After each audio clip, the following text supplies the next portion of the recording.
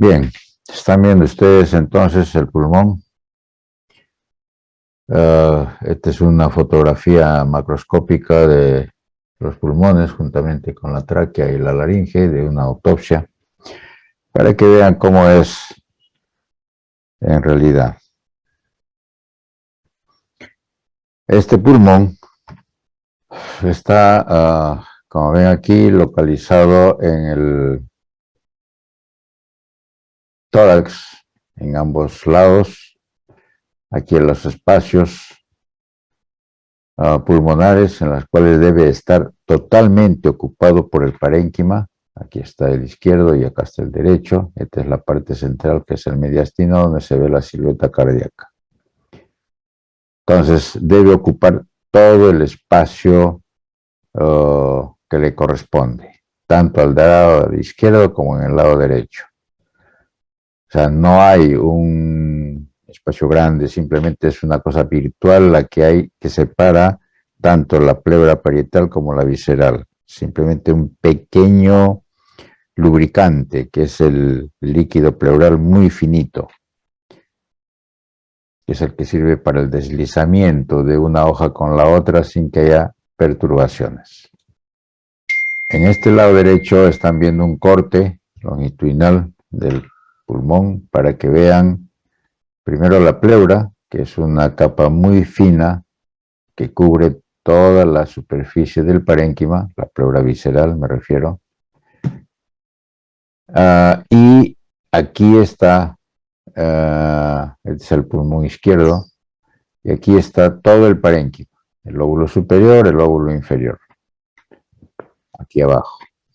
Este es el hilio pulmonar, ya, donde se encuentran los bronquios, los vasos sanguíneos, tanto la arteria como la vena, por donde van a desaguar toda la cantidad de elementos que van a pasar por ahí. Este es el parénquima. Esto de acá, el color medio naranja, medio amarillento, es esponjoso porque está lleno de aire toda la superficie parenquimal. La distancia entre el bronquio que se observa y la parte más externa, o sea, la pleura, es más o menos 3 centímetros. Eso es lo que debería de ser así normalmente. Esa es una distancia que hay. Por lo tanto, todo el resto es parénquima. ¿Correcto? Por si acaso se está grabando, ¿eh? Está en la nube, si es que alguien me quiere preguntar. ¿Qué más? Es homogéneo todo, desde el punto de vista anatómico, ustedes ya lo debieron de haber visto, ya lo conocen. Tanto las medidas como el peso, eso está dentro de lo que debe de ser de una persona adulta. El promedio generalmente es en una edad de 1,70 m de altura. La gente más pequeña tiene menos, gente más alta tiene más tamaño, más volumen, y eso es proporcional a la superficie corporal. Esto es un esquema de lo más importante. Es el septo pulmonar. Septo pulmonar es una cosa muy delgadita, muy fina, en la cual solamente metido dentro de este septo está el elemento básico, que es el capilar. Aquí está. Es el capilar. ¿Correcto? Y este capilar, que está dentro de este septo, está soportado por una colágena, una matriz muy finita, en la cual están las células intersticiales, que es fibroblasto muy fino, ya, que es el que soporta, y a ambos lados, porque este es como un tabique, eso ustedes se acuerdan, ¿no? A ambos lados están dos elementos básicos, ¿no? Porque es la continuidad, aparte de ese tabique da a un lado y al otro lado, lo que se llama los espacios alveolares, o el espacio alveolar, si lo tomamos singularmente. ese espacio alveolar está cubierto por una célula, por el citoplasma de una célula que lo cubre totalmente, que es el neumocito tipo 1, que es este. ¿Ya? Esto. Y acá también. El neumocito tipo 1. Correcto, es el que le cubre toda la superficie del espacio pleural. Y el otro elemento básico, que es el neumocito tipo 2, que es el que está ahí. No lo cubre todo, está ahí adherido en la superficie del espacio pleural. Ahí está. Aquí hay un tercer elemento que no está, que es el macrófago alveolo pulmonar. El macrófago alveolo pulmonar es un macrófago propiamente dicho, como su nombre lo dice, que en algún momento llegó a ese espacio alveolar porque pertenece al monocito en sangre, salió y se quedó en ese espacio y se convierte evidentemente en un macrófago y se quedó permanentemente ahí. ¿Ya? Ese es el otro elemento. Entonces, en base a eso, ya va a jugarse todas las patologías que existe en la parte parenquimal. O sea, el pulmón se divide en dos partes básicas, el parénquima propiamente dicho y las vías aéreas, que son todo lo que es los conductos bronquiales, desde el más grande hasta el más pequeño. Y eso es, la patología pulmonar va a llegar a esos elementos. Claro que esos elementos tienen varios elementos también, ¿no? Pero ahí está. El término atelectasia, ya es la patología propiamente dicha del pulmón, es una condición en la cual se pierde el espacio aéreo. Como su nombre lo dice ahí, se pierde. No hay ventilación, por lo tanto no hay aire dentro de ese espacio aéreo.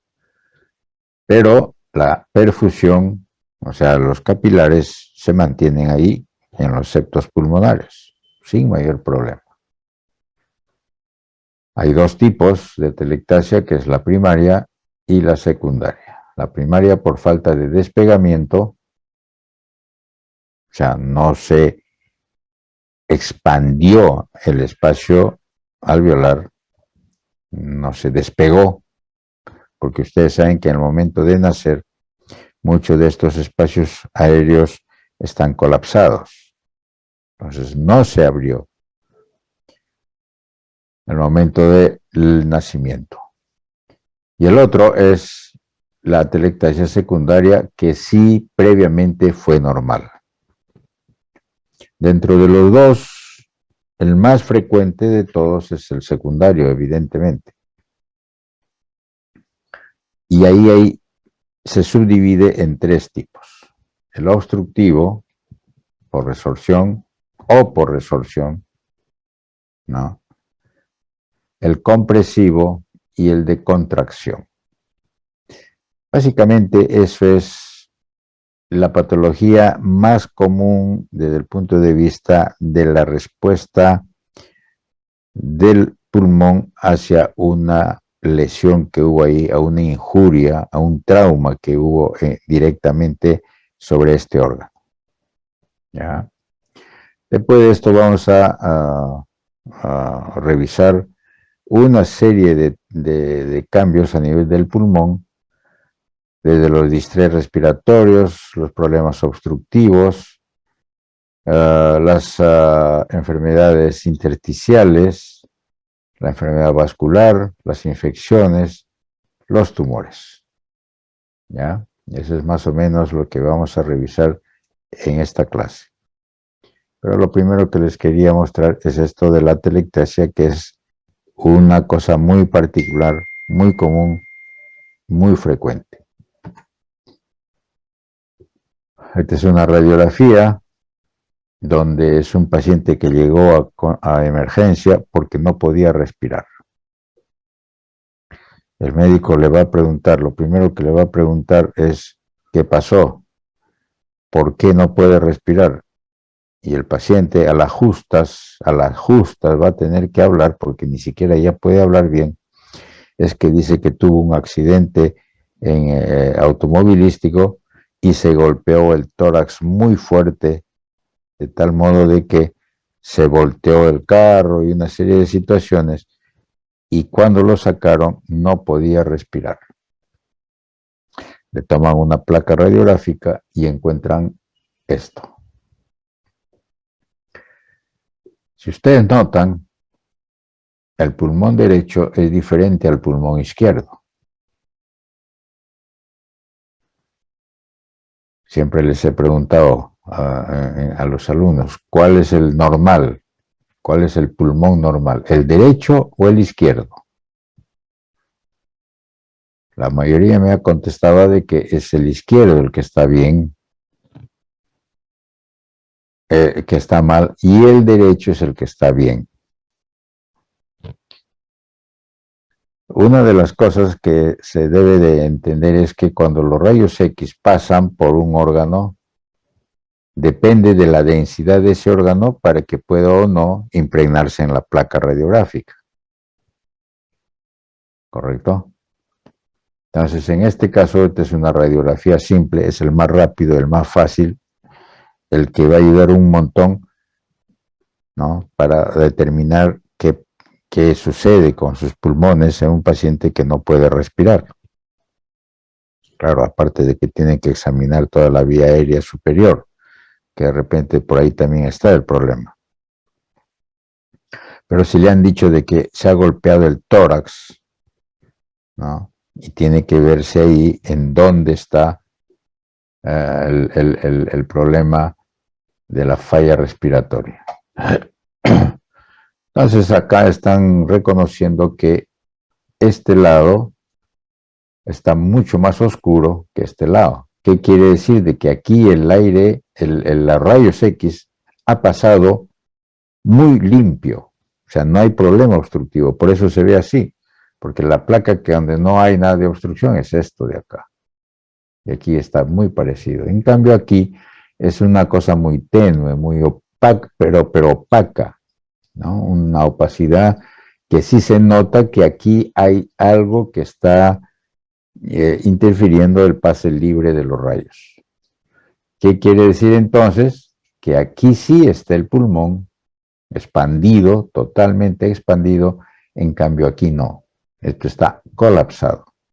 De tal modo de que los rayos X está pasando totalmente. Con esto, el médico de emergencia dice, aquí hay un problema de atelectasia.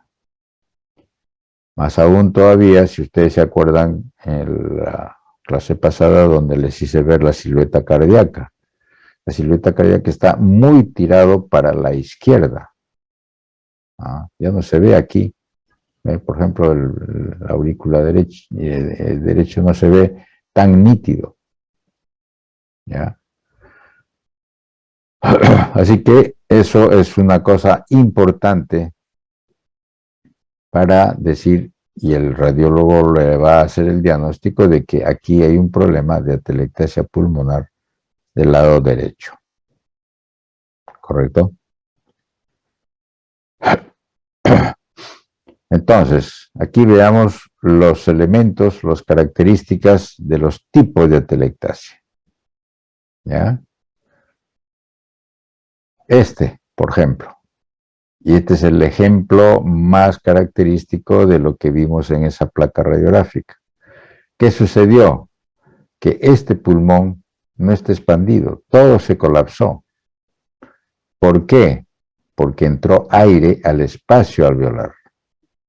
Y si ustedes se acuerdan, por fisiología, la presión intratorácica es negativa. Entonces basta que haya una pequeña rajadura, de tal modo de que inmediatamente el aire se mete a ese espacio. en forma violenta. Y ahí está, se metió por acá y por compresión, el pulmón se colapsa, que es este.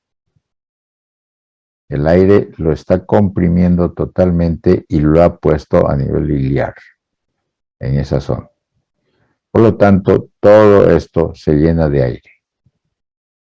Esa es una atelectasia por compresión. Este otro. Aquí no hay aire, pero sí hay líquido, hay sangre. Este es sangre. ¿Ya? ¿Qué está sucediendo? Está, en vez de ser aire, es líquido, es sangre. ¿Qué hace? Comprimiendo a los pulmones. Aquí en ambos pulmones, tanto el derecho como el izquierdo. Está siendo comprimido hacia la parte del ilio, porque no da para más también. Y ocupa todo el espacio el líquido. Mientras que esto se llama, ¿no?, un neumotórax, porque entró el aire ahí. Esto se llama, si fuera líquido, un trasudado o un exudado, eso se llama un derrame pleural o un hidrotórax. Pero aquí hay sangre. Si es sangre, esto se llama hemotórax. O sea, dependiendo cuál es la constitución de ese material que ha entrado al espacio pleural y comprimir al pulmón, ese es el nombre que se le da a la entidad. Con evidentemente atelectasia. Entonces esto se llama un hemotórax con atelectasia pulmonar. ¿Ya? Esa es la forma. Aquí abajo, este es un fragmento que se metió a la tráquea y esto va a correr por la tráquea y se va a meter a uno de los bronquios y va a obstruir ese bronquio. Entonces es un problema de obstrucción. Esa obstrucción al bronquio va a producir una atelectasia de ese segmento parenquimal que por donde tenía que llegar el aire. Como se obstruyó, ya no llega el aire y se reabsorbe ese aire y de tal modo que se colapsa toda esa zona, ese espacio, esa superficie pulmonar que correspondía a ese bronquio. Eso se llama atelectasia por obstrucción o resorción. Este otro, de acá, es una situación de la pleura. La pleura está engrosada. Este es a nivel del diafragma, este es los costados y está engrosado. ¿Ya? Esta es una de las divisiones del pulmón que se está metiendo por ahí. Y aquí el grosor. En la medida en que va engrosándose esta pleura, va colapsando al parénquima. O sea, de tal modo de que poco a poco lo está constriñendo. Y hace atelectasia igualmente poco a poco, a partir de la periferia. Esto se llama una atelectasia por contracción. Entonces vean los tres tipos de atelectasia cuando sucede en una pleura, en un pulmón que previamente ha sido normal. En otras palabras, estos son atelectasias secundarias. Bien, después hablaremos de la primaria. Este es un título, el nombre, daño pulmonar agudo, que en algún momento está en los libros, se puso en los libros, como una entidad muy general muy amplia, en relación a lo que está descrito ahí como síndrome de dificultad respiratoria aguda. Eso lo van a leer bastante, van a revisar.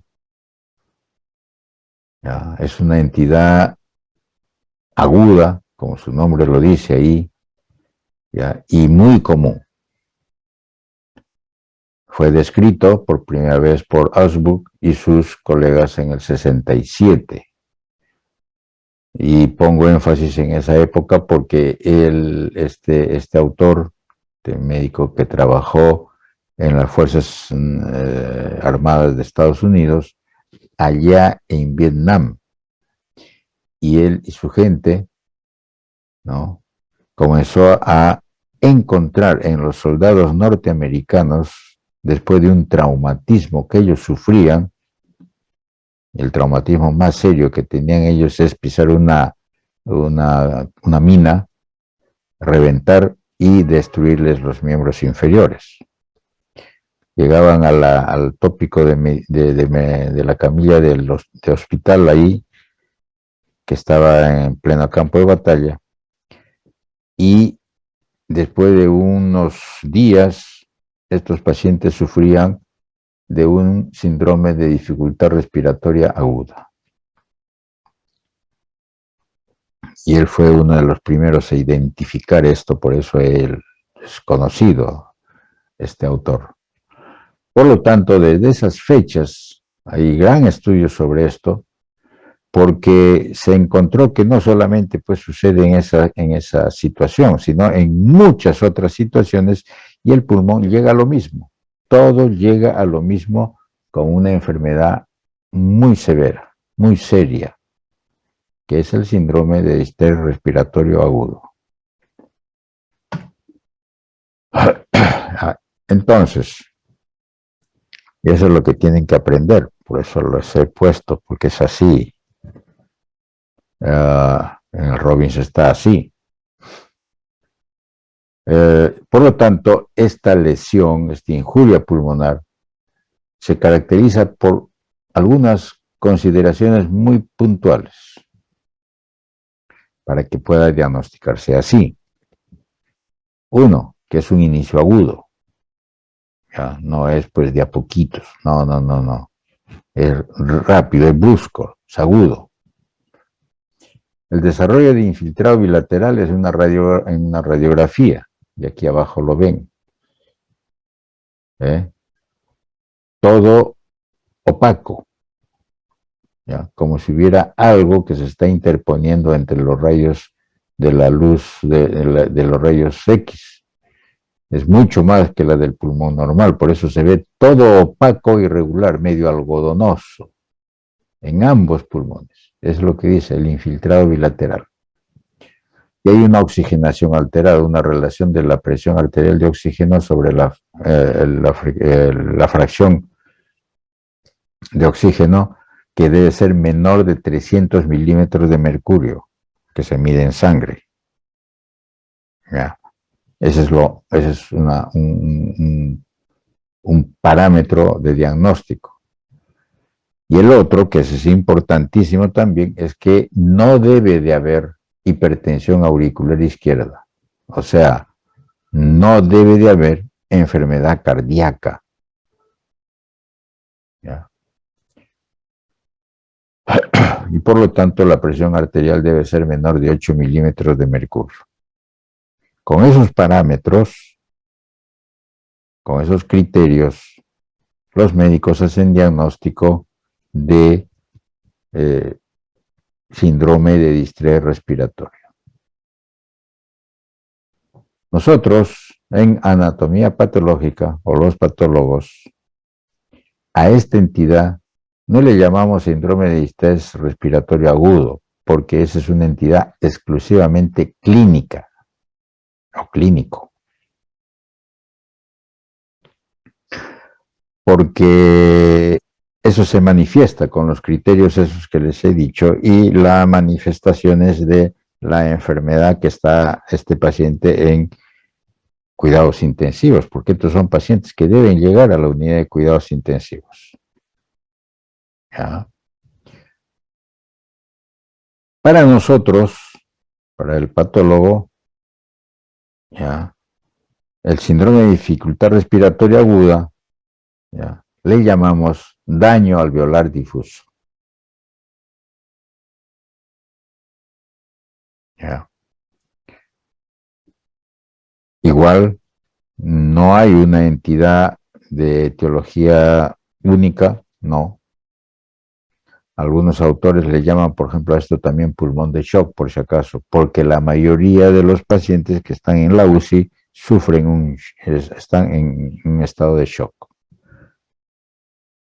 Las etiologías, las causas para esto son múltiples, desde toxinas hematógenas, aerógenas, o sea, entran vía sanguínea, vía aérea, microembolias, ¿no?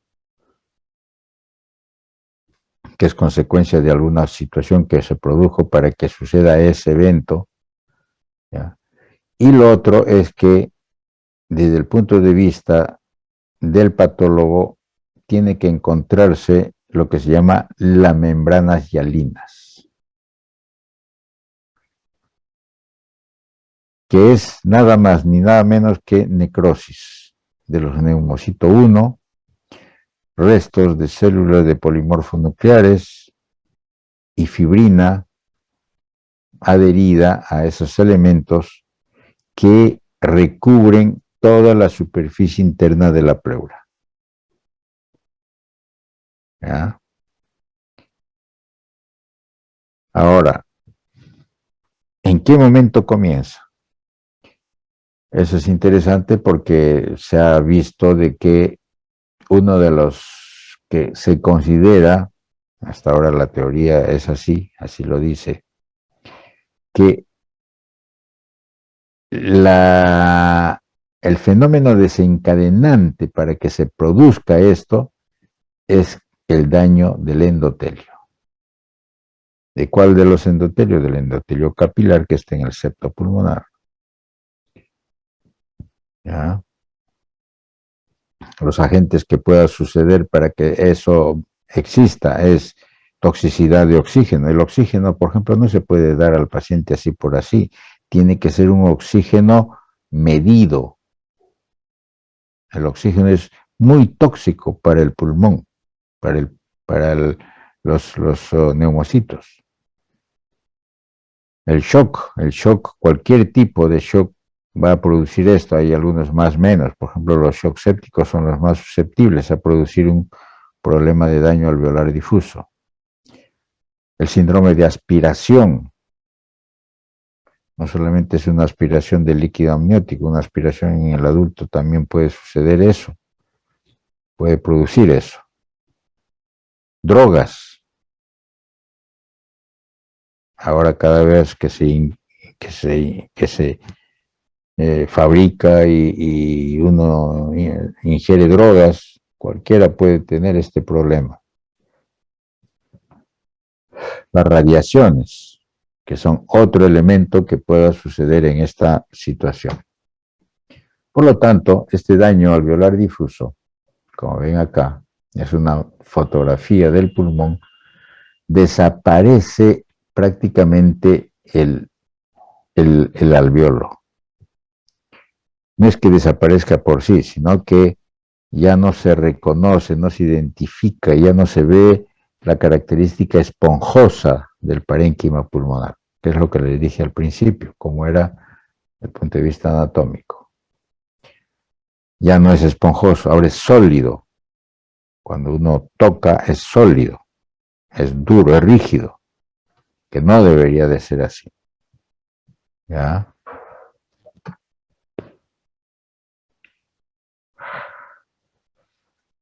Y el patólogo va a identificar eso, aquí abajo.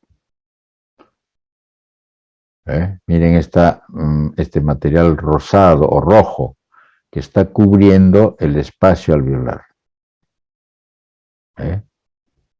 Esto es la famosa membrana hialina. ¿Correcto? Se acompaña evidentemente de mucha fibrosis, posteriormente, esta es una especie de secuencia, ahora les he puesto así para que vean esa secuencia, en este problema del síndrome de dificultad respiratoria. En otras palabras, este síndrome, para los clínicos y para nosotros el daño alveolar difuso, se caracteriza por la aparición rápida de insuficiencia respiratoria y es mortal si es que no se hace algo. La cianosis, la hipoxemia, a veces son refractarias a la oxigenoterapia, por una razón muy simple. Esta membrana rosada o roja que ven acá, que está cubriendo a los septos alveolares, es impermeable al oxígeno, no deja pasar oxígeno. ¿No deja pasar hacia dónde? Hacia el septo pulmonar o alveolar, en la cual ahí están los capilares queriendo recibir el oxígeno para que el hematíe lo transporte. Y no deja pasar este material rosado. ¿Dónde está la flecha? Acá. Esto. Ya, ese es el problema. Como ven, hay cantidades de ese material, pero de repente hay unos pulmones pequeñitos, unos alvéolos todavía que puedan, y ese es el único que está haciendo que funcione. Entonces le tienen que dar oxígeno y toda esa cosa para que sobreviva. ¿Correcto? Entonces, este síndrome puede ocurrir en una multitud de entornos clínicos, ¿no? Está relacionado mucho a trastornos inflamatorios sistémicos graves. La sepsis, ya les dije, que es uno de los desencadenantes más frecuentes, como son las neumonías. Después, las neumonías como elemento primario de daño pulmonar. La sepsis, no tanto por el daño pulmonar propiamente, sino por otras causas también. ¿Ya? La aspiración, bueno, ya, el trauma, eso es lo que les decía antes del soldadito norteamericano, inclusive un daño cerebral, una cirugía abdominal, fracturas múltiples, pancreatitis, reacciones transfusionales, todas esas causas pueden desencadenar este síndrome.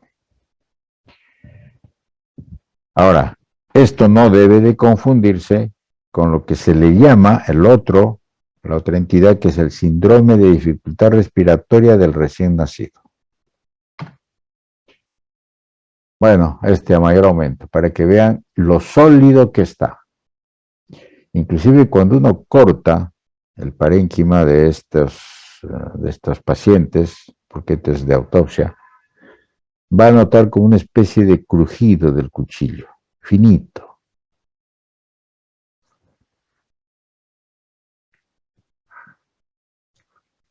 Como si hubiera una arena, una arenilla.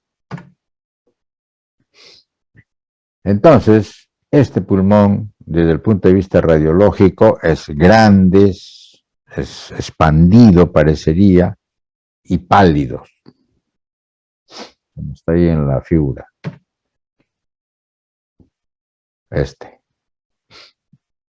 Y aquí es por esto, ahí está la causa, acá en este dibujo, la membrana hialina. ¿Ya? Todo el problema está porque esta es una forma mecánica de tapar, de bloquear, vamos a llamarlo así, el intercambio gaseoso. Y eso es un problema serio, totalmente serio. Y de ahí viene toda la situación de progresar con este síndrome. Aquí arriba a la derecha están viendo pulmón, los dos pulmones que tienen esa característica de ser pulmones rojos, duros, porque están aumentados de consistencia. Pero es de un recién nacido. ¿Ya? Ahorita vamos a ver esa diferencia. Aquí abajo lo que están mostrando, tratando de mostrar, es un alveolo en este lado izquierdo, un alveolo normal, y el otro con el daño de la fase aguda de este famoso síndrome de distrés respiratorio, o llamado también pulmón de shock. ¿Correcto? En la cual los dos elementos básicos que les dije antes, el neumocito tipo 1, que es este de acá, que está necrosado, que se necrosó, que es el que se dañó. O sea, dentro de los dos elementos, el neumocito tipo 1 y el neumocito tipo 2, el más lábil es el 1. ¿Ya?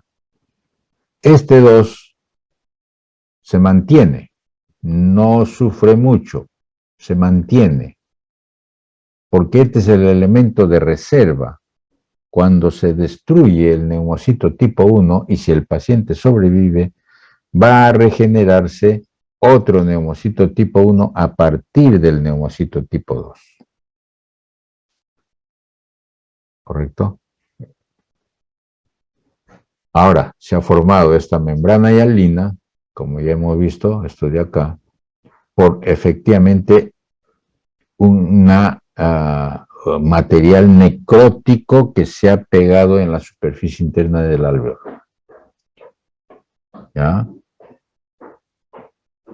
Restos celulares, fibrina, ¿ya? Por una acción y un efecto inflamatorio, porque hay cantidad de polimorfos nucleares estimulados para que lleguen. Está el factor de necrosis tumoral, las interleuquinas, que activan a los neutrófilos, a los macrófagos, en fin, con elementos oxidantes, los leucotrienos, todos esos actúan porque son elementos inflamatorios debido a algo que está causando esa activación. Y más las fibrinas y los restos van a formar esta masa inerte impermeable, de tal modo de que no va a dejar pasar, ¿ya?, el oxígeno hacia el capilar.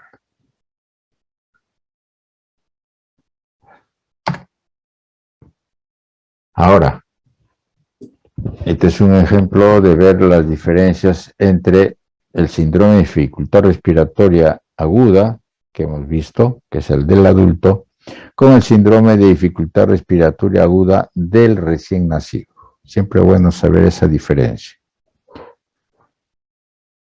En la hipoxia neonatal, como aquí le han llamado, el problema es una disminución del agente tensioactivo alveolar. ¿Quién es el elemento, el agente tensioactivo? ¿Quién es el elemento? Es el surfactante. ¿Ya? Hay una disminución del surfactante o una ausencia del surfactante. Este famoso surfactante, ¿ya?, es una glicoproteína producida por los neumocitos tipo 2. Pero resulta pues de que no se produce como se debe. ¿Por qué? Porque el neumocito tipo 2 está inmaduro. Entonces no forma la cantidad que debería formar y la madurez de ese material. No. Por lo tanto, hay una disminución del agente tensioactivo. O sea, aquel que mantiene abierto al alveolo. Por lo tanto, hay un aumento de la tensión superficial y por lo tanto va a haber una atelectasia. Por lo tanto, hay hipoventilación, evidentemente, o sea, no hay oxígeno. Y por lo tanto hay una hipoperfusión pulmonar porque los hematíes pues no tienen la cantidad suficiente de oxígeno. Y hay una lesión isquémica. O sea, un endotelio capilar y las células alveolares están fatales, no tienen oxígeno y por lo tanto, ¿qué sucede? Que hay membrana hialina. Es la parte final, es la consecuencia. Eso se llama enfermedad de membrana hialina. Claro, esta hipoperfusión es exudado de proteínas, evidentemente los endotelios no están ya soportando todo porque están dañados y dejan pasar el fibrinógeno, la fibrina, y junto con los restos necróticos celulares se hace pues una masa que cubre toda la superficie interna del alveolo. En cambio, en el adulto, que se llama síndrome de dificultad respiratoria del adulto, aquí lo han hecho una diferencia en este libro interesante porque es enfermedad de membrana hialina, le han puesto en el neonato, que también en otros libros le ponen síndrome de dificultad respiratoria del recién nacido. Entonces, para hacer la diferencia le han puesto pues aquí enfermedad de membrana hialina. Cuando uno escucha o lee eso, dice inmediatamente, dice, eso es del neonato, porque no se usa ese término en el adulto. En el adulto se usa síndrome de dificultad respiratoria aguda.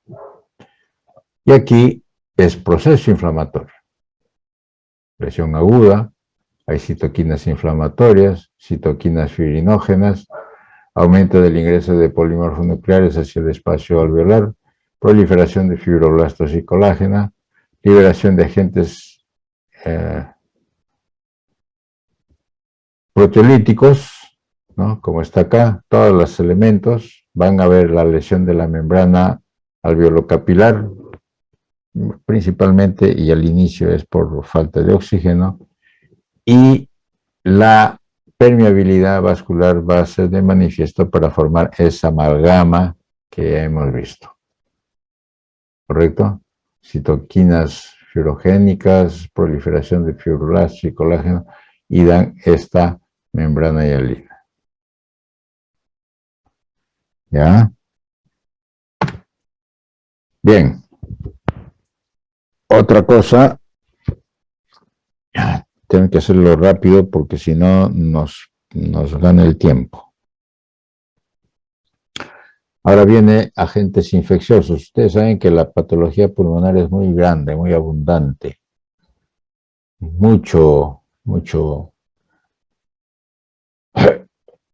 Mucha patología que daña al pulmón. Uno de los que más daña son los agentes externos. Y dentro de los agentes externos están pues los agentes infecciosos. Acá hay dos respuestas que hay. Esta de acá de la izquierda, llega un agente que activa a las, digamos, proteínas, a los agentes propios del organismo, que son los primarios, que son la defensa innata, ¿ya? Macrófagos, principalmente macrófagos, que están al lado acá del ganglio linfático, hacen el movimiento, y estas bacterias van a reaccionar, o van a hacer que reaccionen estos, que son los elementos primarios. ¿Ya? Polimorfos nucleares y macrófagos.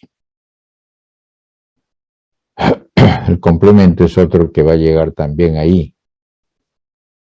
Es una respuesta o una defensa innata.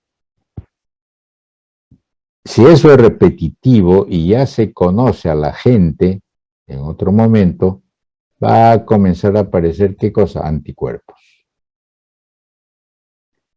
Eso ya se llama una respuesta de defensa adaptativa, ¿no es cierto? Y eso ya no es innato, es adaptativo.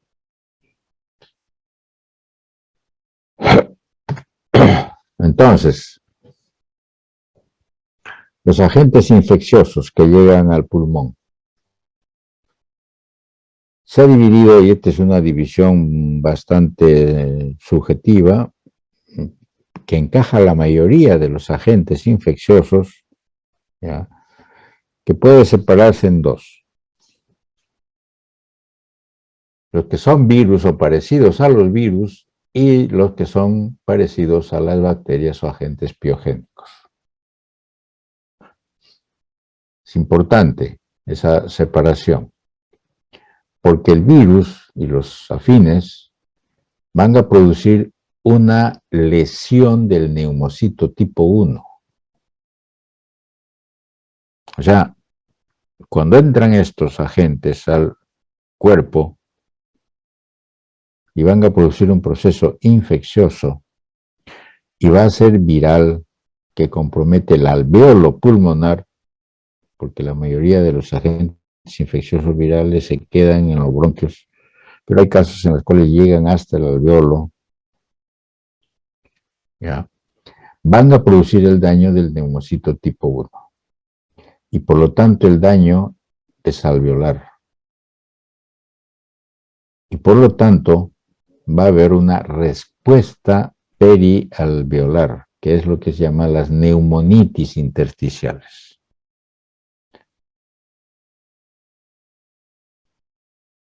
¿Ya? Mientras que en el otro lado, si llega un agente bacteriano, los comunes, va a haber una respuesta inflamatoria hacia la bacteria, evidentemente que eso es así, y esa respuesta inflamatoria va a estar dentro del alveolo, en ese espacio alveolar. Apenas llega la bacteria ahí, el sistema inmune agudo, de respuesta aguda, va a llegar hacia el espacio alveolar. ¿Ya? Y se va a hacer esa respuesta dentro del alveolo. Pero no necesariamente hay lesión de los neumocitos. No, no hay lesión de los neumocitos. Y eso es lo que se llama aquí la neumonitis intraalveolares. ¿Ya? Está claro la división, ¿no es cierto? Entonces, dentro de los agentes infecciosos, que es una de las patologías más frecuentes, aquí está. Hay dos, que son los infecciosos adquiridos en la comunidad y el otro los intrahospitalarios. Y pongo esos dos porque eso es lo más común. ¿Ya? Y dentro de los dos, el más común son los intrahospitalarios, más que los extrahospitalarios. Pero ahí están. El estreptococo, que es mayor del 60% para lo que se llama las neumonías adquiridas en la comunidad. Está el Haemophilus legionale, la legionela, el estafilococo, los micoplasmas son bastante comunes, la clamidia o la citasi. Los intrahospitalarios son los más difíciles de tratar, los más complicados. Generalmente son gram negativos. Klebsiella, Pseudomonas, Acinetobacter, Staphylococcus aureus resistente, E. coli y así. ¿Ya? Son más difíciles, más problemáticos. Es lo que antes decía la gente. Mi pariente entró por un problema de hemorragia digestiva y se murió por neumonía.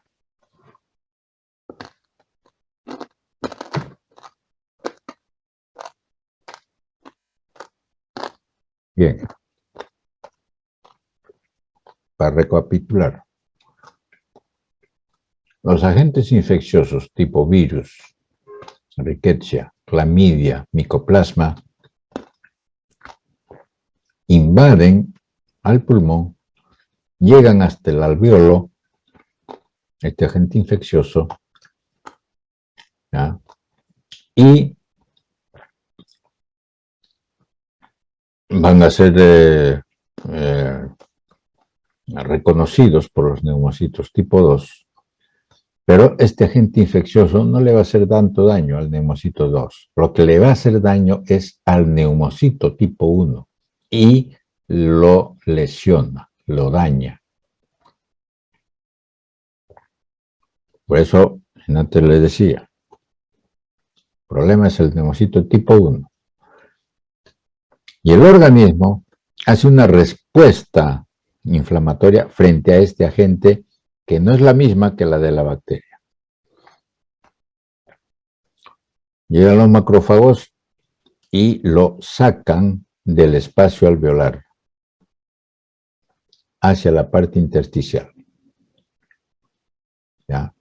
Pero como ya hay daño y todas estas cosas que se ve acá, hay daño, hay restos de polimorfos, hay fibrina y todo en esto, ya va a formar la membrana hialina, pero la respuesta inflamatoria se va a producir afuera. ¿Ya? Con cantidad de ¿qué? De linfocitos, ¿ya? Con edema, ¿ya? Y respuesta inflamatoria, fibrosis, o respuesta intersticial fibrótica.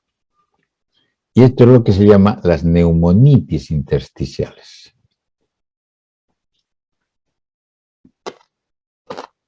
¿Ya? Si el paciente sobrevive, se va a resolver y no hay mayor cosa. Pero a veces va a haber fibrosis intersticial.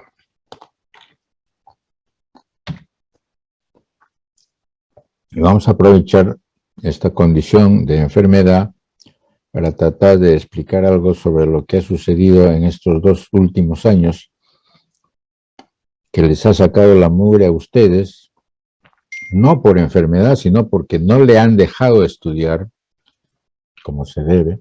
Esa es la realidad. Es por este famoso coronavirus. Claro, ayudado, ¿no? Porque solo estos no han hecho el daño a ustedes. Dentro de los coronavirus, que hay más de 100 tipos, ¿ya? En realidad este virus es más de animales que de humanos. Solamente hay algunos que son los que producen respuesta infecciosa en el humano. Estos dos, que son el alfa coronavirus, o sea, el tipo 1, del tipo 2, el beta coronavirus, que son estos dos de acá, que tienen sus nombres. Aquí está el famoso SARS, que fue de hace 20 y tantos años. ¿Ya? El MERS, que fue hace 12, 15 años, por ahí. ¿Ya?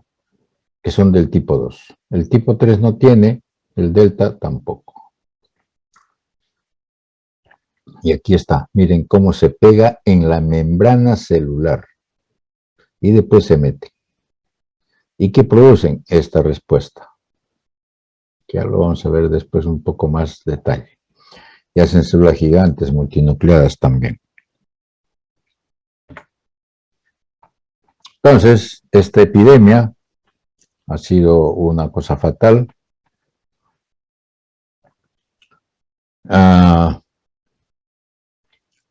Es una enfermedad transmisible. ¿Ya? Ha producido un problema de preocupación pública en el mundo, ¿ya? Por la epidemia. La gripe, la influenza, es parte de estos. ¿Ya? El virus de la influenza es de una sola cadena del virus ARNA producido por una nucleoproteína. ¿Ya? Tiene una bicapa lipídica que contiene hemaglutinina, por eso se identifica eso en laboratorio. ¿Ya? El H1N1, por ejemplo, que nos causó el problema, eso también está metido acá. ¿Ya? Por eso se dice acá que ocurre a través de mutaciones. Estas epidemias de influenza ocurren a través de mutaciones de los antígenos de hemaglutinina y de neuramidasa, ¿ya? Que permite que escape a los anticuerpos que ya se hizo, ¿no? Estas pandemias duran más tiempo y están más extendidos que las epidemias pueden ocurrir cuando tanto la hemaglutinina como la neuramidasa son reemplazadas por recombinaciones de segmentos de ARN, ¿ya? De los virus de animales, haciendo que todos los animales sean susceptibles al nuevo virus de la gripe. sea, quiere decir de que hay posiblemente estas recombinaciones que son totalmente al azar, puede producir otro problema de pandemia, fácil. Lo que pasa es que no se sabe cuándo. Pero ahí está. ¿Ya?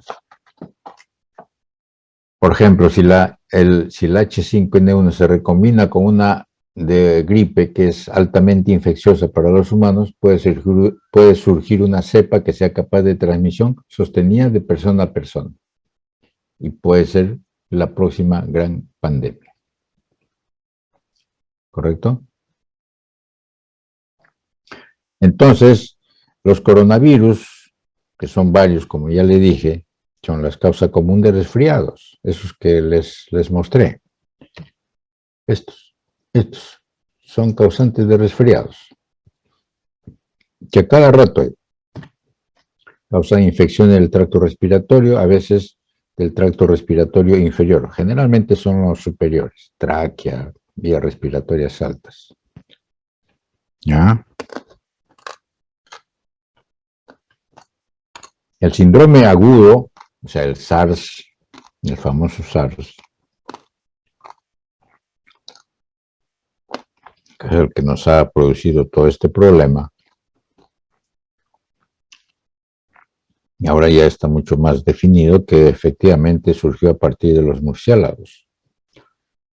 Se metió a otro pequeño mamífero salvaje, ¿ya? Y adquirió una transmisión humana que funcionó. Y ahí apareció, por ejemplo, el SARS-CoV-1 en el 2003. Ese ya desapareció. ¿Ya? El otro, el famoso MERS, que es este de acá, este ya le dije, desapareció ya. Este es el MERS. Este sí todavía persiste, pero está, ¿dónde? En la región del Medio Oriente, por los árabes. ¿Por qué? Porque parecería que los camellos son los dromedarios que son como una especie de reservorio. ¿Ya? Y aparece de vez en cuando.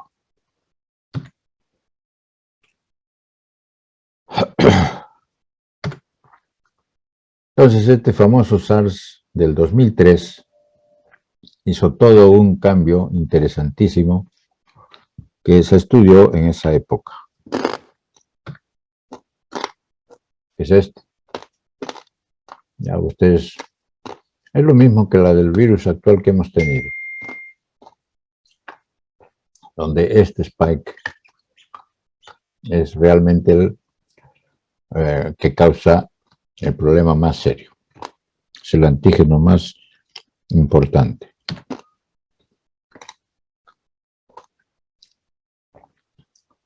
Y en esas épocas se identificó que había células gigantes multinucleadas, como ahora se ha encontrado igualmente en los pacientes con este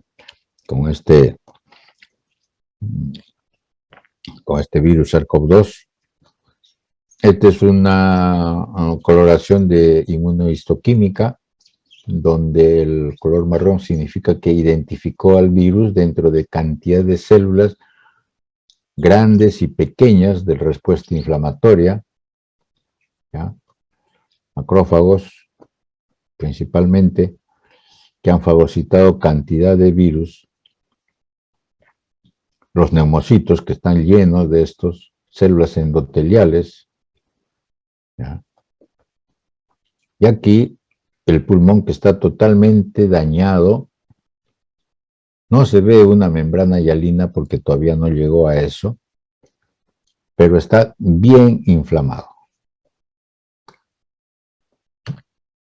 Y este, que fue el que nos ha causado serios problemas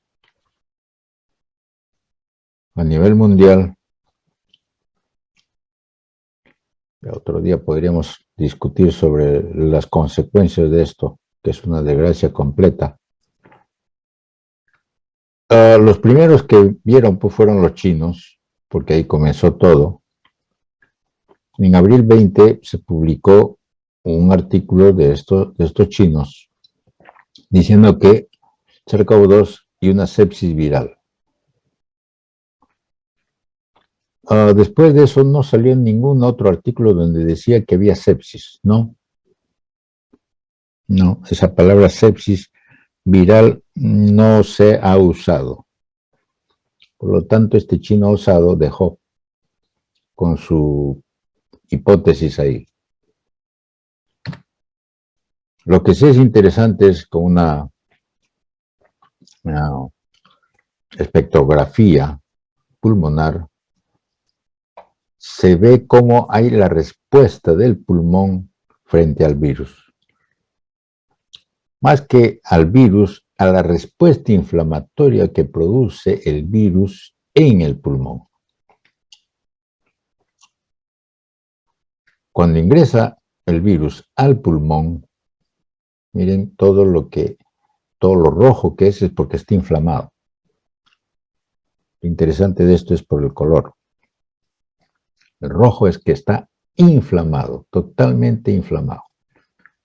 A partir del 7º día, 15º día, totalmente inflamado, rojo. Evidentemente, si el paciente sobrevive, como debió de sobrevivir la mayoría, porque solamente han muerto menos del 2% o 2 por 100.000, mejor, a nivel mundial. Esto es a partir de las 6 semanas. Después de 6 semanas, o sea, un mes y medio aproximadamente, comienza a recuperarse. Ya el verde significa de que ya no es inflamación, pero todavía hay bastante. El paciente ya no tiene mayor cosa, ya está más o menos en fase de recuperación. Estoy hablando de un paciente que ha tenido compromiso pulmonar, ¿ya? Entre moderado a severo. Aquí, el mes y medio, sigue habiendo mucha inflamación. Y a las 12 semanas, o sea, 3 meses, prácticamente se ha recuperado, aunque todavía hay restos de parénquima pulmonar con inflamación. Es más o menos la secuencia. Entonces, ¿cuáles son los puntos claves de la progresión de la enfermedad?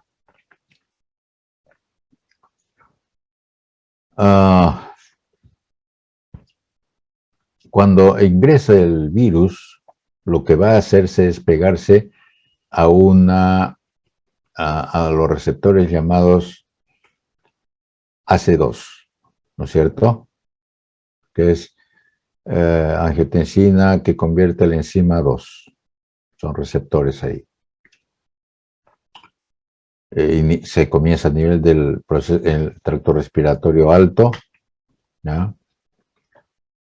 Todavía pueden transmitir el virus, o sea, hasta el 7º día, 8º día, más o menos, era así. Hasta el 8º día podría ser algunos, ¿ya? Y los síntomas ya después llegan a ser, podría tener como una neumonitis, porque ya bajó al tracto respiratorio inferior. Algunos van a progresar a ser severos, con disrupción del endotelio, la barrera y compromiso multiorgánico. Y así es. Aquí está. El virus se pegó a estos receptores porque tienen esa afinidad. Coincide el Spike 2 que tiene estos virus con estos receptores, porque si no hubiera esa coincidencia nunca se pegaría, pero bueno, se pegó. Y después va al tracto respiratorio inferior y aquí está el neumocito tipo 1, el neumocito tipo 2, y el daño que va a producir más es en el neumocito 1 más que en el 2. Ustedes saben, eso es lo que les estoy diciendo. Pero que resulta que el macrófago llegó, lo reconoció y comienza a ver la liberación de citoquinas. De ahí depende. Ya estamos en la última fase de los días desde los días 1, 7, 10 y la última fase. 15 días aproximadamente. Les digo esto, ahora esto es una cosa interesante que se llama la tormenta de citoquinas. Ustedes lo habrán escuchado, porque nos hemos seguido al tanto todos nosotros, ustedes como estudiantes de medicina han escuchado toda la información clínica, la cantidad de trabajos de investigación, una serie de cosas, y ya hablaban sobre esto, ¿no es cierto? Aquí voy a tratar de resumir algo, de repente a ustedes muchos conocen, que es lo que pasa es que este virus produce un síndrome de distrés respiratorio agudo, ¿ya? Y esto nos ha hecho recordar el papel fundamental de la respuesta inmune eficaz del huésped, ¿ya? Pero ¿qué resulta? Que hay un efecto devastador de la desregulación inmunológica. Se alteró la respuesta inmunológica. Este virus produce eso. Como todos los virus o como las bacterias, todo aquel que produce síndrome de distrés respiratorio agudo del adulto produce una desregulación inmunológica.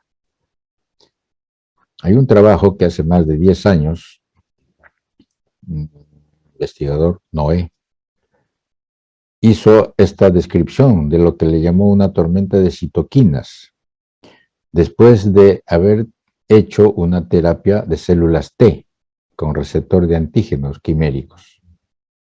Eso se hace en laboratorio, ¿ya?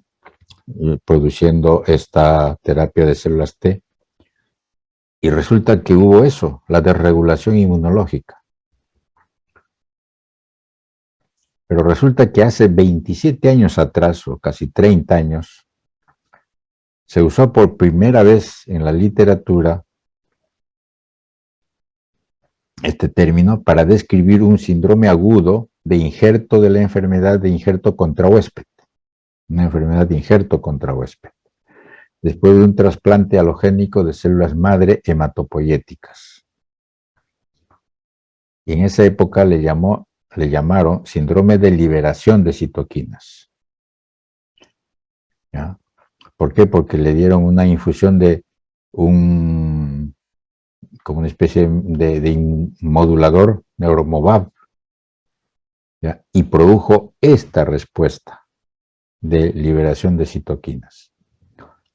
Entonces, ¿qué cosa es esta famosa tormenta de citoquinas? ¿Ya? Son síndrome inflamatorio sistémico potencialmente mortal que involucra niveles de citoquinas circulantes e hiperactivación de células inmunitarias, ¿ya? Que se desencadenaron por una serie de causas. No solamente por este virus, por si acaso. Al contrario, este es uno de los que apareció también. Puede ser por terapias, como ya le dije, por patógenos, diferentes tipos, por cáncer, por enfermedades autoinmunes, ¿ya? Que puede producir eso. Entonces, no es una cosa reciente o algo novedoso que hizo este virus, no, al contrario, esto más bien ha servido para ayudar a identificar esta famosa desregulación, porque eso es lo que ha sucedido. Hay elementos potenciales e inhibidores y hay elementos que sirven de manejadores o de entrega de elementos. Esto lo van a leer con calma porque si no, no vamos a tener tiempo para más. ¿Ya? Hay elementos que regulan negativamente y hay una hiperactividad de respuesta inmune. Todo eso va a producir, ¿qué? Una actividad de las interleuquinas, una cantidad de respuesta de interleuquinas. 18, 1B, complemento, factor de necrosis tumoral, interferón, interleuquina 6, interleuquina 17, en fin, cantidades. Van a actuar sobre una serie de receptores, ¿ya? Que son los de acá abajo, y van a producir efectos inflamatorios agudos sistémicos. Y disfunción orgánica, hepática, renal, pulmonar y todas esas cosas, falla orgánica y muerte. En otras palabras, la mayoría de los pacientes que fallecieron fue por eso. Evidentemente que el oxígeno, que es una de las cosas que aquí en el país se bloquearon la gente por el problema del oxígeno, es porque el paciente se moría pues como si fuera de insuficiencia respiratoria, como si fuera por falta de oxígeno, pero en realidad era parte del elemento que podía ayudar, pero no era pues el principal.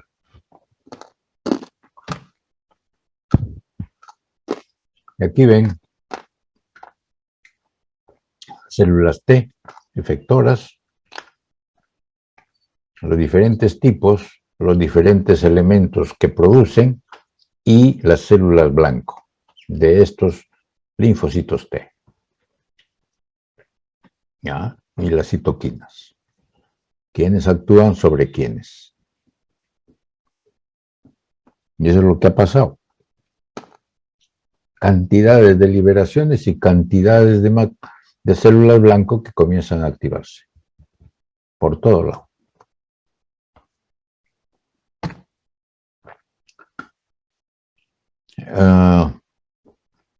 Un ejemplo sencillo fue esto, en la cual entraba el virus, hacía el daño a nivel pulmonar, ingresaba a al vaso sanguíneo, ahí lesionaba a algunos linfocitos, algunas células endoteliales, y ustedes saben que la célula endotelial dañada, ¿qué produce? Agregación plaquetaria, y la agregación plaquetaria, ¿qué produce? Microtrombos. O sea, la respuesta es esa, y siempre se produce eso. No es que este sea un tipo específico.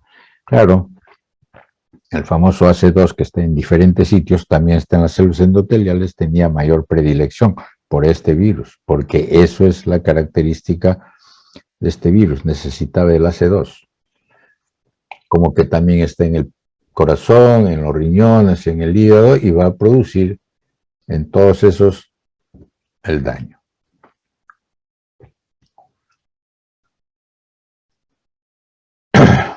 Entonces, puede ser una infección asintomática, uno que otro, una infección leve o una infección severa. Y ahí está. ¿Qué cosa produce en el pulmón, en el hígado, en el riñón? En fin, acá está, para que le den una repasada a todos los órganos que va a causar el daño. ¿Por qué? Porque es sistémico. ¿Ya? En todo lado.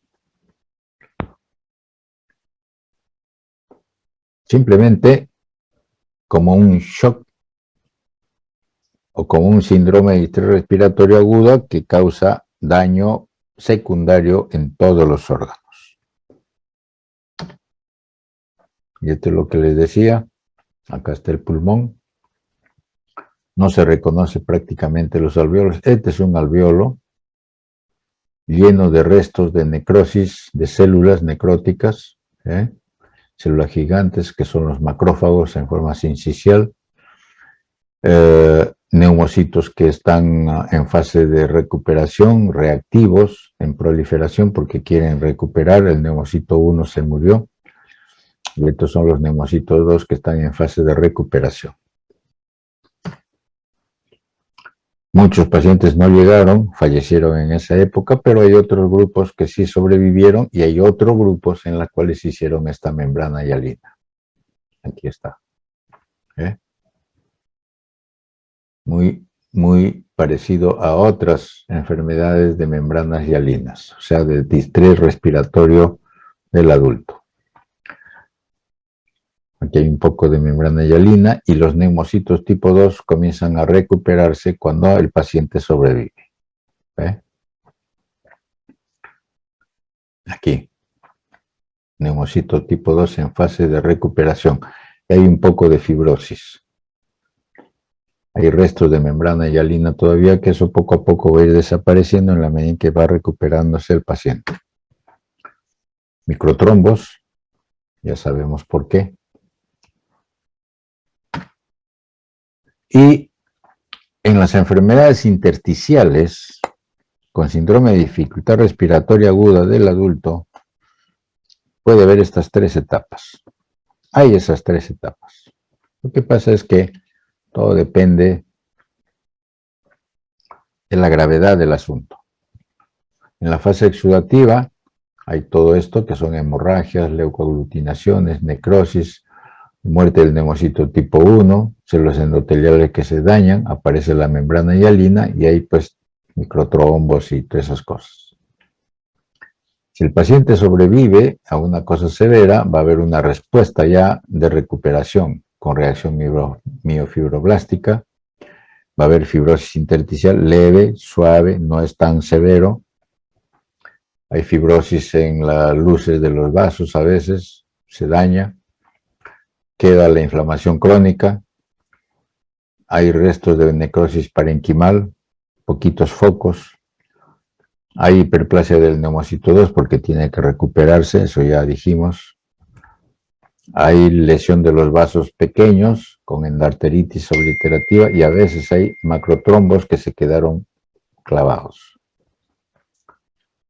Y la fase 3, o fase fibrótica, mejor dicho, que es más de 21 días, un mes, mes y medio, en fin.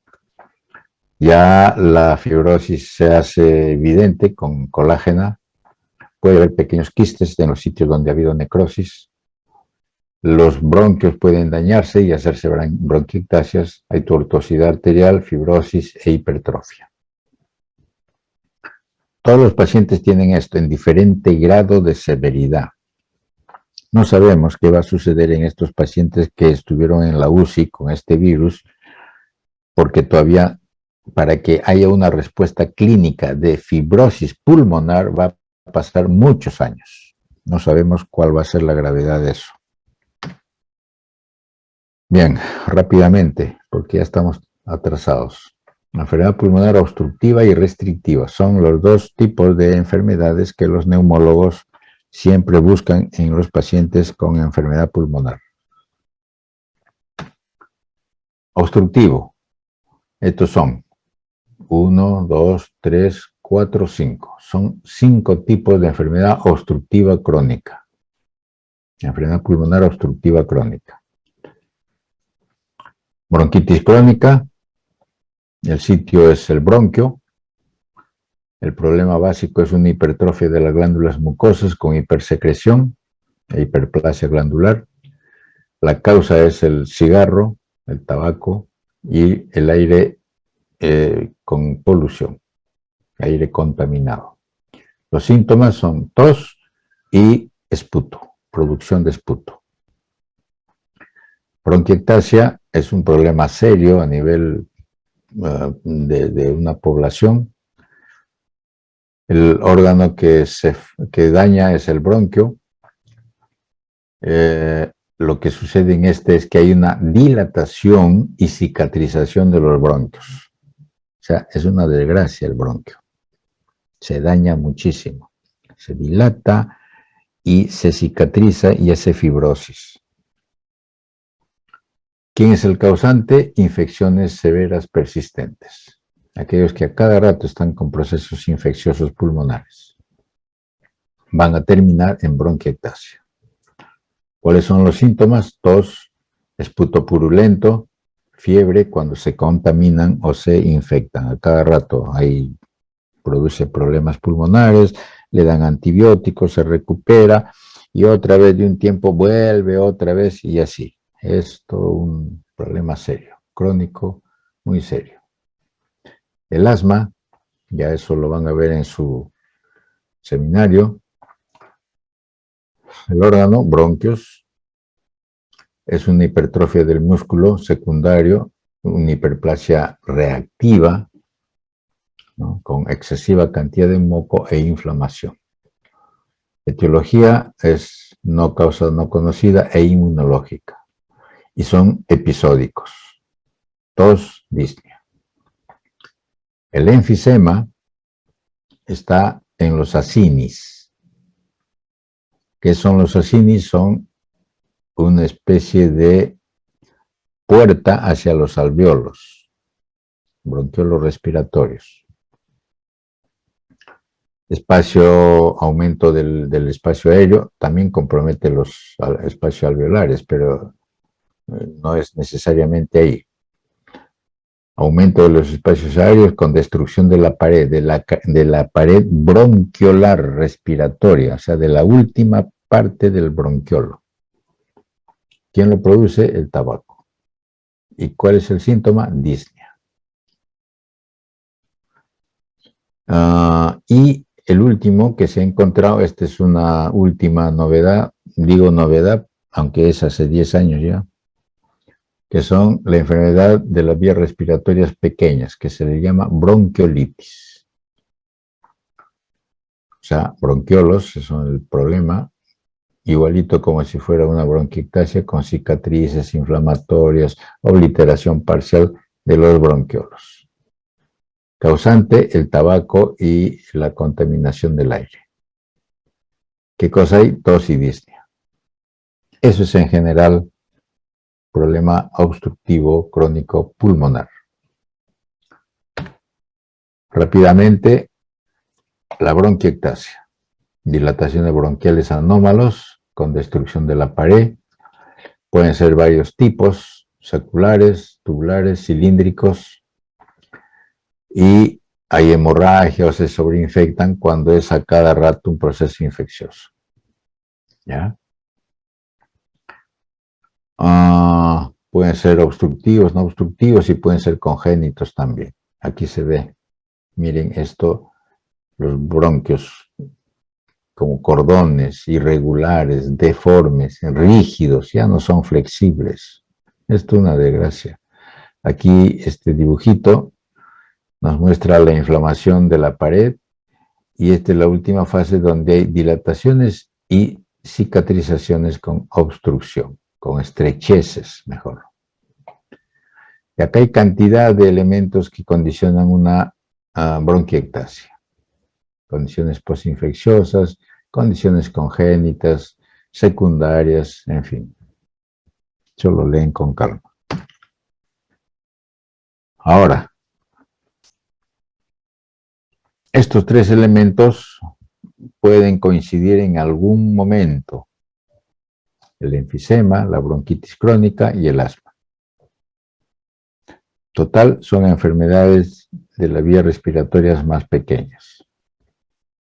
El enfisema, ya les dije, es el final, el bronquiolo respiratorio, el más pequeñito. La bronquitis no es tanto, es un poco más, de bronquios un poco más grandes. Tos productiva con inflamación. Y el asma es un problema reversible. Hiperrespuesta bronquial, por alergenos, infecciones, lo que fuere. Todos ellos son de vía respiratoria. Aquí le han puesto que es pequeño, sí, mediano, pequeño. La bronquitis crónica es interesante, es a cada rato y es el cigarro el que causa esto. Es expectoración persistente durante 3 meses al año y durante 2 años seguidos. Esa es una forma de verlo. O sea, se juntaron un montón de neumólogos con patólogos y dijeron, ¿cómo definimos la bronquitis crónica? Así como lo que han escuchado. ¿Ya? Hay expectoración, no hay problemas de obstrucción pulmonar, hasta el último. A veces hay sibilancias y broncoespasmo y a eso le han llamado bronquitis asmática crónica. Bueno, así le han puesto.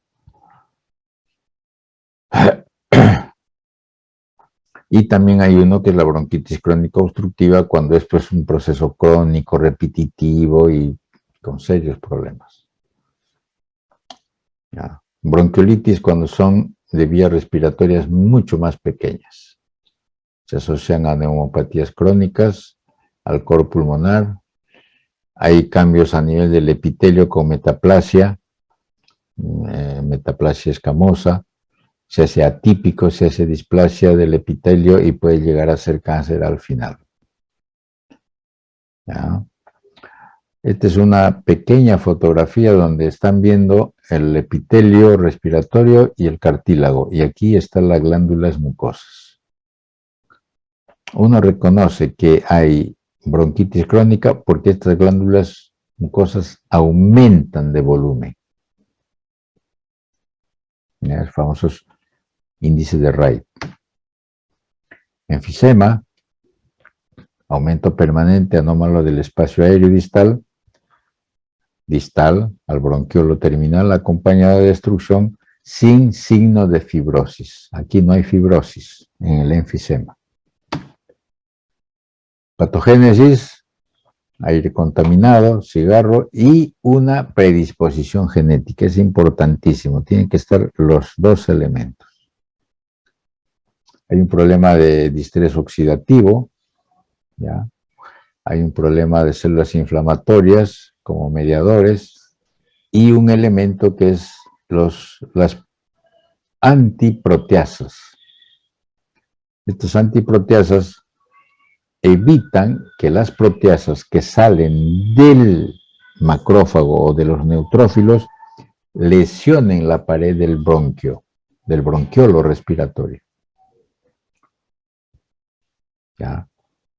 Por eso cuando hay una deficiencia congénita del alfa-1 antitripsina, que es la antiproteasa, ese, si no hay vuelta que darle, va a producirse una destrucción de la pared alveolar. El cigarro y todas otras cosas inhiben la formación de la antiproteasa. Por eso es el problema. ¿Ya?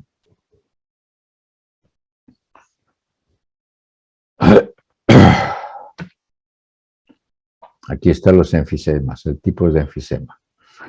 Es una radiografía en la cual si uno ve no van a decir que es una atelectasia porque el paciente está vivo, está caminando, pero con una disnea severísima, como si no tuviera pulmón. ¿Por qué todo está abierto? Porque los alvéolos están súper distendidos. Ese es el problema del enfisema.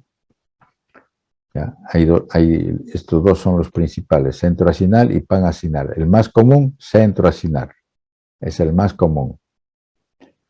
El paraseptal y después este enfisema irregular, todos estos. ¿En qué consiste? Este es un bronquiolo final, bronquiolo respiratorio, y el enfisema centroacinal se daña acá, a nivel de los bronquiolos respiratorios. ¿Ya? Se daña acá, en el bronquiolo respiratorio. Y el panacinar también en el bronquiolo respiratorio, pero se extiende hacia los alvéolos.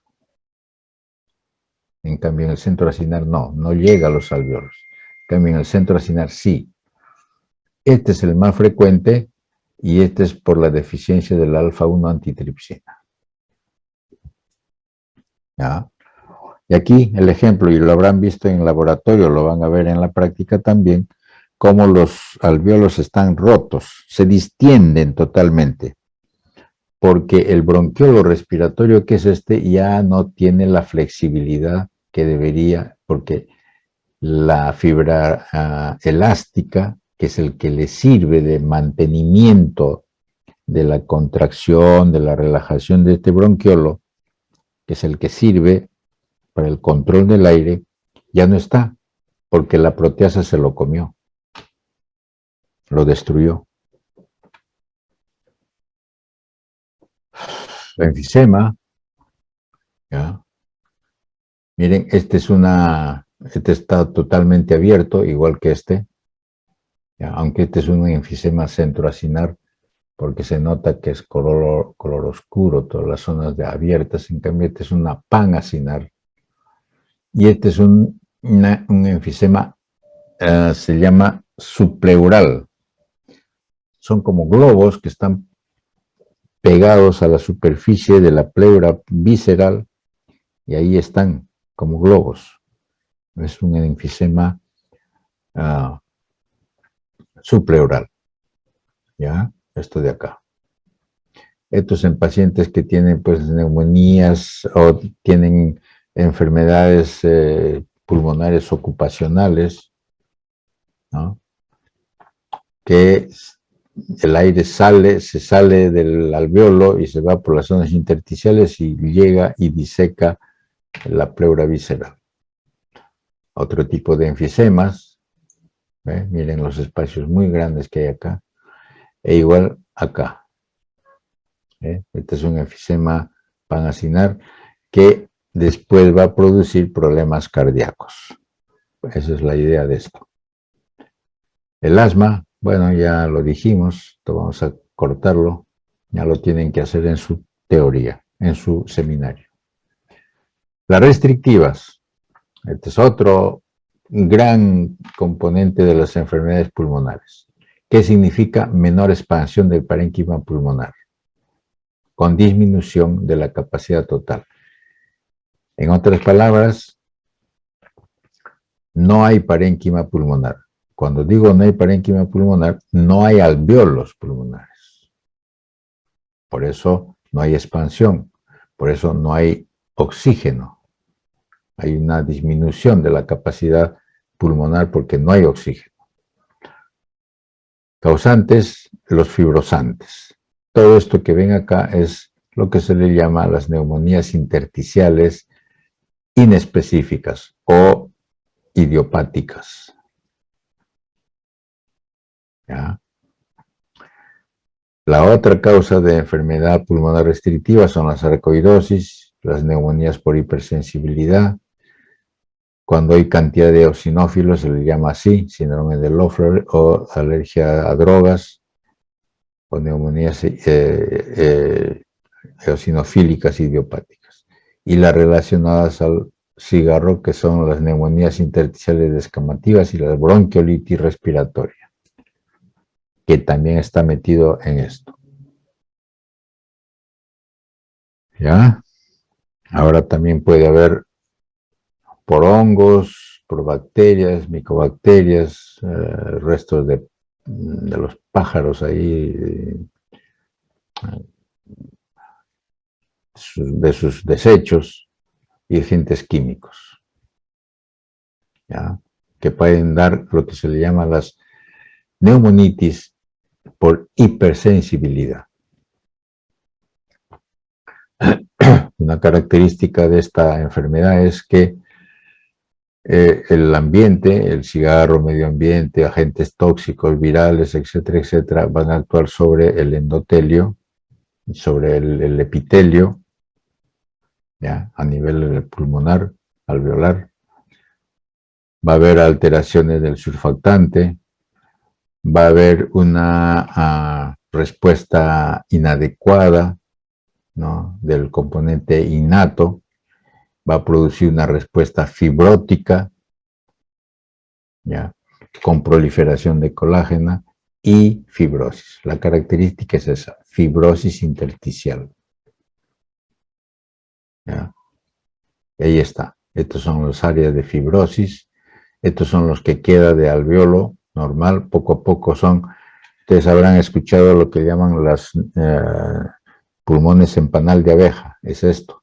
Estos espacios blancos de alveolos que todavía quedan algo viables son los espacios de pulmón que pueda entrar oxígeno. El resto es fibrosis. ¿Ya? El resto es fibrosis. Estos son macrófagos a partir de un paciente que ha fumado años y todavía se le queda la huella. Dice, no, yo hace 5 años dejé, hace 10 años dejé de fumar, pero ahí está todavía la huella. Algunos se engañan y dicen, yo nunca fumé. No, pero no, acá está. Esa es la evidencia que está mintiendo. Las enfermedades vasculares, ya eso lo hemos visto en patología vascular el ciclo pasado. Las embolias, esto es lo que sí vamos a ver rapidísimo, es evolución, puede ser masivo, puede ser parcial, puede ser silente. Estas embolias. Depende, masivo cuando son tremendos émbolos que llegan y tapan las arterias más grandes. ¿ya? O las venas más grandes a nivel pulmonar. Y las pequeñas que pueden producir estos infartos también. El edema pulmonar de las grandes alturas, eso es interesante. El nivel del mar, la saturación, ustedes saben que es más del 96%. Con 5.500 está entre 70 y 80%. Es como si tuviera una falta de oxígeno de un paciente con el virus, donde la saturación es bajísima y tienen que ir a la UCI y dicen, no, este está grave. Pero miren, con 5.500 llega eso. Y hay personas que pueden estar yendo y tranquilamente llegan a esa altura con esta saturación. Pero ahí está. En la medida que va subiendo, va bajando la saturación. La hipoxia, ¿qué va a causar? En esos pacientes de 5.500 va a haber una constricción arterial, una venoconstricción, va a haber un incremento de la presión microvascular, va a haber daño de los capilares porque le va a faltar un poco de oxígeno, los macrófagos comienzan a liberar elementos inflamatorios y van a producir, ¿qué? Edema pulmonar de las grandes alturas. Es así. La hipertensión pulmonar, ya estas son las causas a nivel mediastinal. La enfermedad pulmonar hipertensiva puede ser por causas pulmonares o causas cardíacas. ¿Ya? Y así se ve. Estas son las formas como la arteria se daña en la enfermedad pulmonar hipertensiva. Así. Desde un grado no tan severo, donde hay un poco de fibrosis de la íntima, de la arteria, pero la luz está acá, se va achicando más progresivamente, tan pequeño es que comienza a haber recanalizaciones y se hace como una especie de glomérulo donde hay sangre ya que se va a romper, va a haber hemorragia pulmonar porque estos capilares no aguantan la presión en estos neoformados, ¿no? Como acá, aquí se ha formado uno neoformado y hay sangre en los alvéolos, que esa es la más severa de las hipertensiones pulmonares. Las infecciones, ya ustedes han visto sobre la tuberculosis, que es los tres tipos: complejo primario, tuberculosis primaria progresiva y tuberculosis secundaria progresiva. Ahí están los granulomas. Aquí está la tuberculosis miliar, como su nombre lo dice, es una milia, por eso a eso se le llama. Granulomas con su célula gigante multinuclear. Y hay otras infecciones a niveles pulmonares: neumocistis, aspergillus, criptococo, cytomegalovirus, aquí está Paracoicidioides brasiliensis, aquí el histoplasma, que crece de esta forma, y aquí hidatidosis pulmonar. En el Perú es bastante frecuente la hidatidosis pulmonar. Bueno, ya vimos de los orígenes del edema. Y finalmente, para terminar, la clasificación de los carcinomas de pulmón. Actualmente el más frecuente es el adenocarcinoma, con sus subvariantes.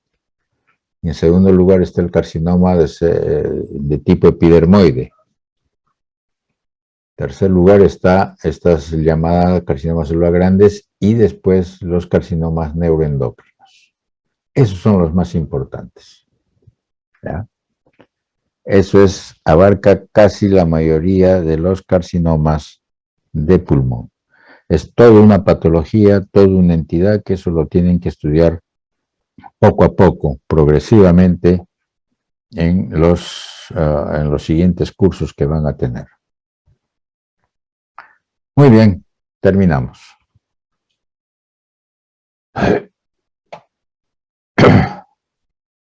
justo hemos terminado porque se acabó la cuestión, ¿no?